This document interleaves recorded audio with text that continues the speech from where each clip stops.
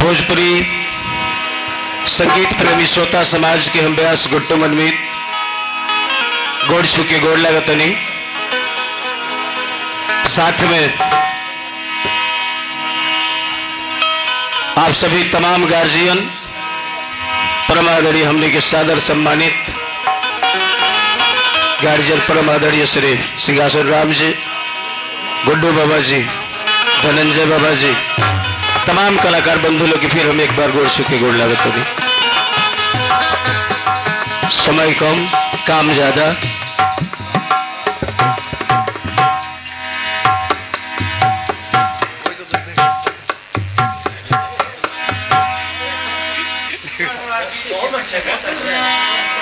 ना गुरु जी, हाँ वैसे करो दिक्कत नहीं खेल बानी तो खुद संभले के हमारे के आड़े आड़बा।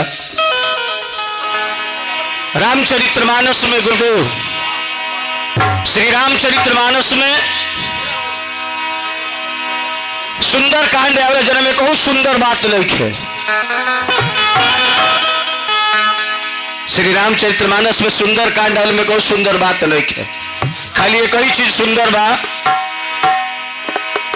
कि बुजुर्ग जामंत दादाजी कहतड़े और जवान हनुमान जी बात सुनतड़े। इस सबसे सुघर बात होला कि एगो बुजुर्ग आदमी के जवान अगर दिल से बात सुने तो करा ले सुंदर कोनो चीज हो ही ना सकेला।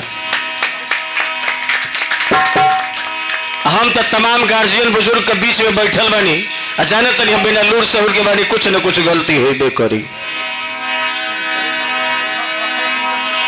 राहुल बाबा जी बड़ी सुगर सुगर गीत गनौले हैं, बहुत अच्छा निमन निमन बात रहा। एगो ओरियो में सुगर बात निक लागल हो कि गौर बिना माला के गीत बिना गाला के निमन ना लगेला।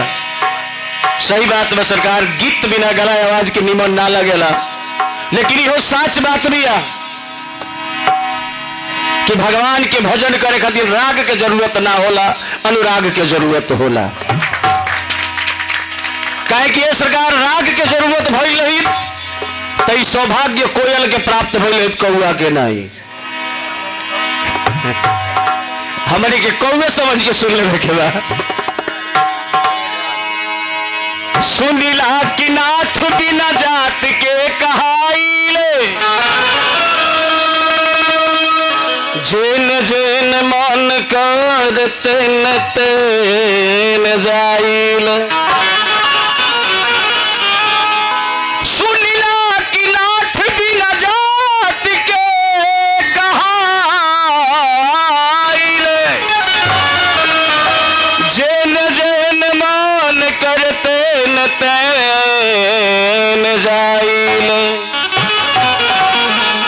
सेवरी बेचारी रोज डगरे बहारी,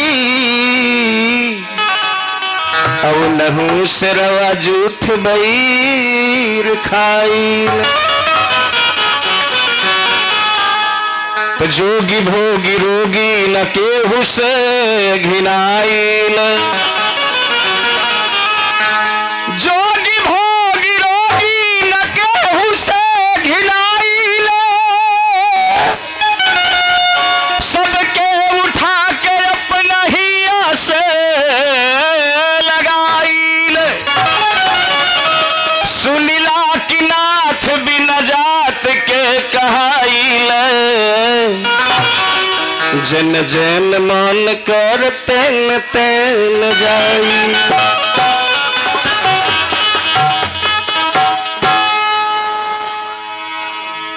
एक घड़ी के डिजिटल इंडिया के गीत एगो रही। डिजिटल जमाना के देख के कन्हैया जी से एगो भक्त कहत बा, पहले हम क्या थे अब क्या हो बैठे। पहले हम क्या थे अब हम क्या हो बैठे, जिंदगी की तलाश में जिंदगी को खो बैठे। अपने के नीमन बनाए में हमनी के बाउर हो गई बनी जा। पहले एक ही खेत में, एक ही गेहूं के खेत में मटर भी बोआ जा, तीसी भी बोआ जा और सरसों भी बोआ जा। ओ है अनाज से कब रोग ना होखे।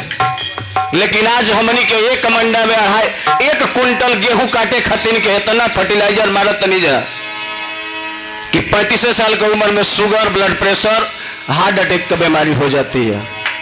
हमने के खुदे अपना के बीमार बिगाड़ ले बनी जा। भक्त कहत बा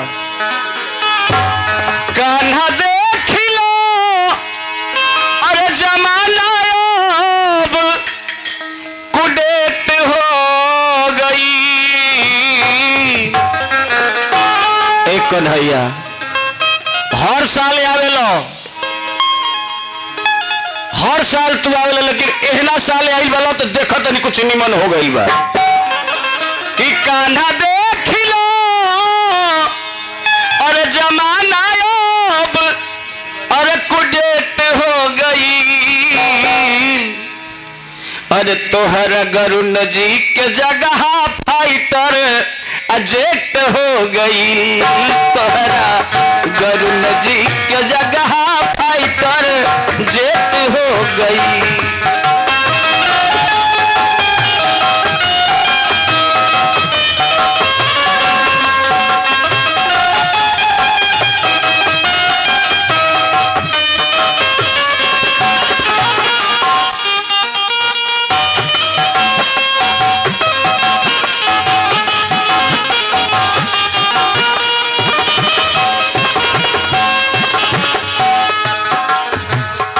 एक कन्हैया जब रुआ के बुलावल जा क्षण भर देरी ला लगे गरुड़ जी पर बैठ के तुरंत रवा चली आई। लेकिन अगर फाइटर जेट कौन कौन विमान बन गए वैसे जो रवा के गरुड़ जी से भी तेज चलत तरी से माखन मिश्री खात रहला मदना मुरारी। अंडा मुश्किल का मछरी खातिर होता मारा मारी।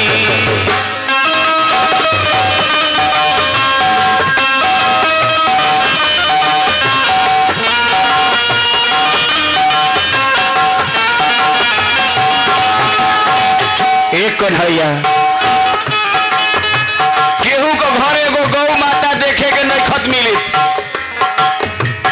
जिनकरा के तनी मनी दूध के शौक लागल बहुत देरी पर ले मंगा के पिए तड़े। माखन मिश्री खात रहलो मदना मुरारी। अंडा मुर्गा दारू खातिर होता मारा मारी।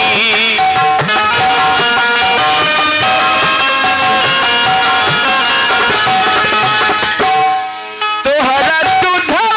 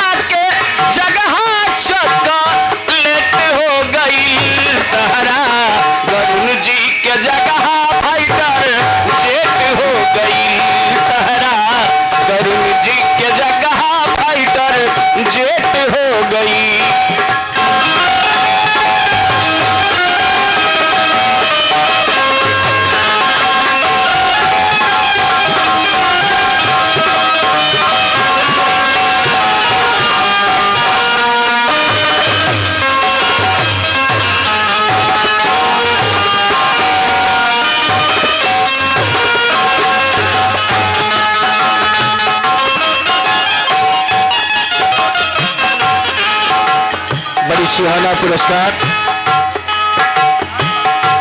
दरबार में बैठल तमाम गार्जियन के संगे संगे हम सब कलाकार लोग के पुरस्कृत के लिए परम आदरणीय बाबा गुड्डू बाबा जी महाना के धरती से सबकरा तरफ से बाबा के गोड़ छू के गोड़ लगा तेरी जनता जनार्दन के हार्दिक हार्दिक स्वागत वंदन अभिनंदन बा।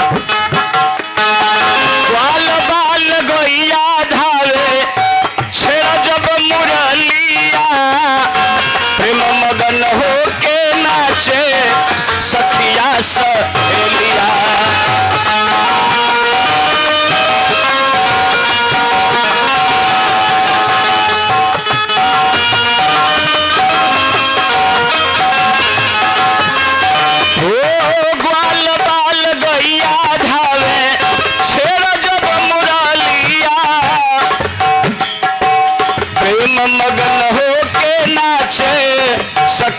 सहेलिया।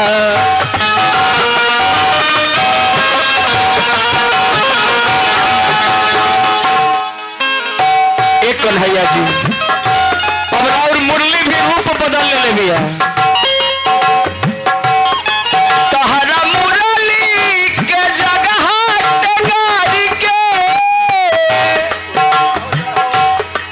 सुबह सुबह कोनो मंदिर से एको मुरली की आवाज नहीं के सुनाई देती, लेकिन टेंगारी के कलाट जरूर बाजती है। तहरा मुरली के जगह टेंगारी के कलाट हो गई। तहरा गरुड़ जी के जगह फाइटर जेट हो गई। तहरा गरुड़ जी के जगह फाइटर जेट हो गई। कान्हा देखिलो जमाना अब को डेट हो गई। कान्हा देखिलो जमाना अब को डेट हो गई।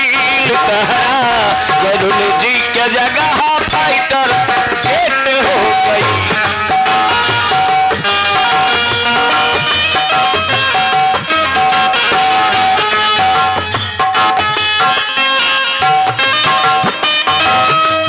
हरि बोल।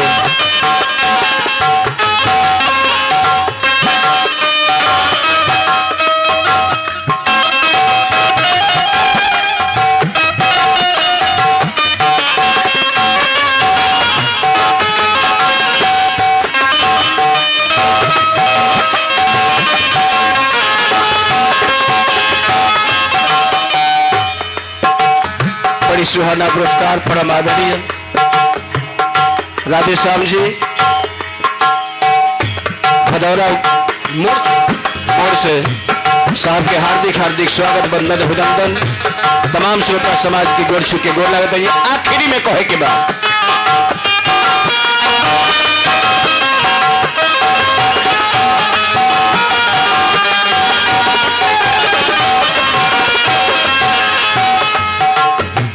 नीमन नीमन ब्यास लोग खैनी के दुकान कइले बा। उ लोग बैठ गइल जे निर्गुण पूर्वी गइल बा।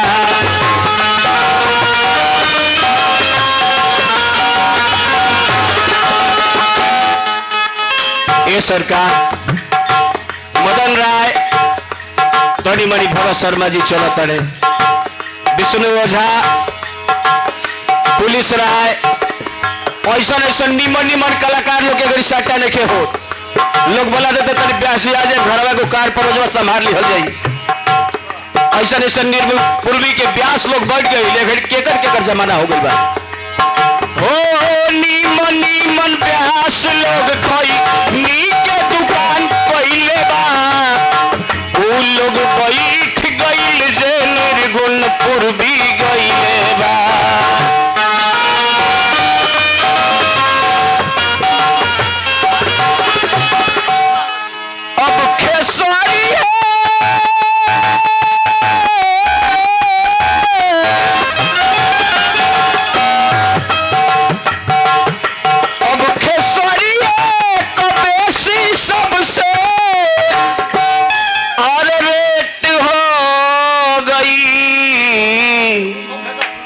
भरत शर्मा जी 15,000 रुपया में अब तक इतना सुघर गायक जो भोजपुरी के स्तंभ कहा गई।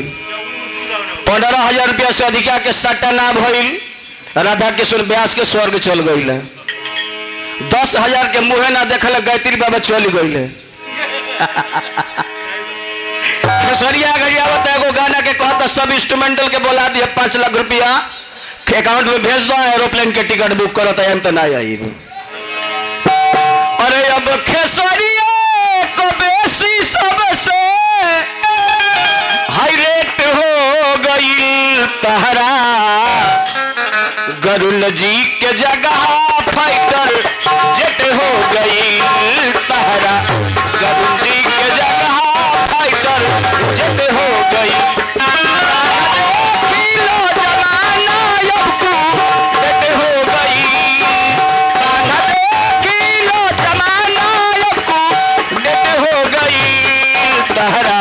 गरुड़ जी के जगह फाइटर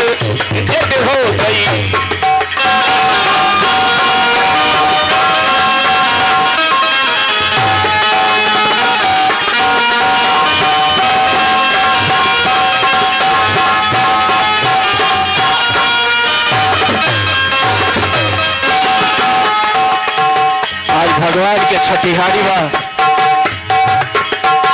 जिंदगी के सबसे महत्वपूर्ण दिन होला, जीवन में खाली एक बार आवेला।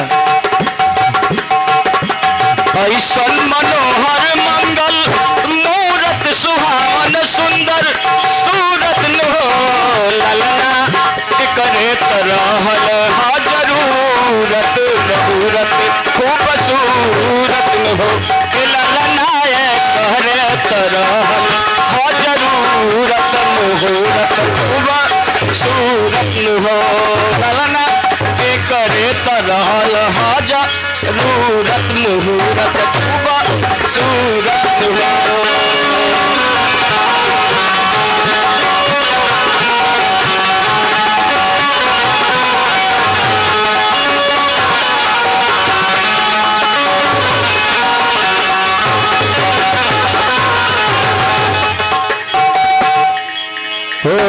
बबुआ हमारो राजा होई है, राजा भी राजा होई है हो।